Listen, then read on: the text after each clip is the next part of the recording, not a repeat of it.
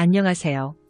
경제적, 육체적 어려움으로 힘든 분들에게 정확한 정보를 제공하여 희망적인 결과를 만들어드리는 산재 가이드입니다. 건설 현장에서 일하시는 분들은 하루 종일 무거운 자재를 들거나 불편한 자세로 작업하는 경우가 많습니다. 그러다 보니 일을 하다가 다치거나 몸에 병이 생기는 일이 적지 않습니다. 이런 경우 일정한 요건을 충족하면 산재 보상을 통해 치료비와 여러 보상을 받을 수 있습니다. 많은 분들이 사고로 다쳐야만 산재가 되는 것 아닌가요? 라고 생각하시지만 실제로는 그렇지 않습니다. 건설업 산재는 크게 사고로 다치는 경우와 일을 오래 하면서 몸에 병이 생기는 경우로 나눌 수 있습니다.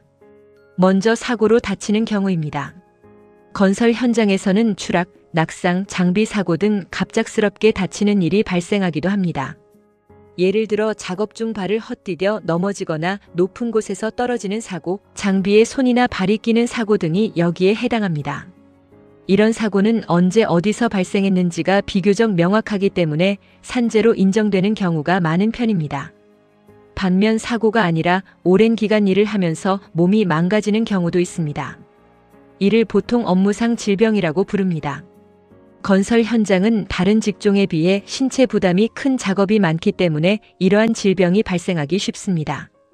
대표적으로 허리 질환이 있습니다.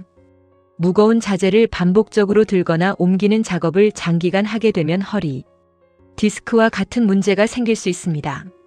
처음에는 단순한 통증처럼 느껴지다가 시간이 지나면서 심한 통증이나 다리 저림 증상이 나타나는 경우도 있습니다. 무릎 질환도 건설 현장에서 자주 발생하는 문제입니다. 바닥에 쪼그려 앉거나 무릎을 꿇은 자세로 오래 작업하다 보면 무릎 관절에 큰 부담이 쌓이게 됩니다. 이런 상태가 반복되면 연골 손상이나 관절 질환이 발생할 수 있습니다. 또 어깨와 손목 통증을 호소하는 분들도 많습니다. 팔을 머리 위로 들어 올려 작업하는 일이 잦거나 진동이 강한 공구를 오랫동안 사용하는 경우 어깨 힘줄이나 손목 관절에 문제가 생길 수 있기 때문입니다. 하지만 단순히 몸이 아프다고 해서 모두 산재로 인정되는 것은 아닙니다. 가장 중요한 것은 이 병이 업무 때문에 발생했다는 점을 설명하는 것입니다.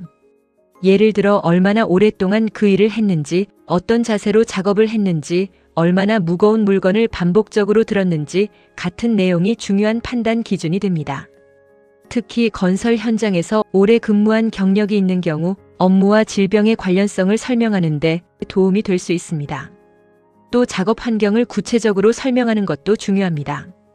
예를 들어 쪼그려 앉아서 작업하는 시간이 길었다거나 진동이 심한 장비를 사용했다는 점, 반복적으로 무거운 자재를 운반했다는 점 등을 설명하면 업무와 질병 사이의 연관성을 판단하는 데 도움이 될 수 있습니다.